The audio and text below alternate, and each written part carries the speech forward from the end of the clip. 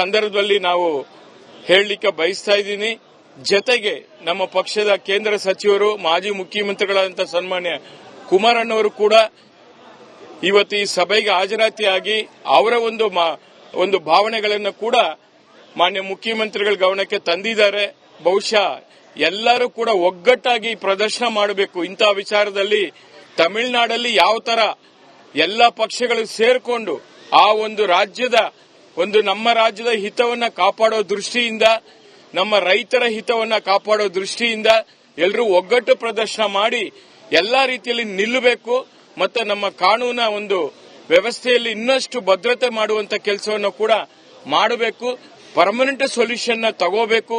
ಸರ್ಕಾರಗಳು ಬರುತ್ತೆ ಹೋಗುತ್ತೆ, ಮುಖ್ಯಮಂತ್ರಿಗಳು ಬರ್ತಾರೆ ಹೋಗ್ತಾರೆ, ಆದರೆ ಪರ್ಮನೆಂಟ್ ಸೊಲ್ಯೂಷನ್ ಆಗಬೇಕು ಅಂತೇಳಿ ಎಲ್ಲರೂ ಕೂಡ ಪಕ್ಷಾತೀತವಾಗಿ ಮಾನ್ಯ ಮುಖ್ಯಮಂತ್ರಿಗಳಿಗೆ ತಿಳಿಸುವಂತ ಕೆಲಸವನ್ನ ಮಾಡಿದ್ದೀವಿ.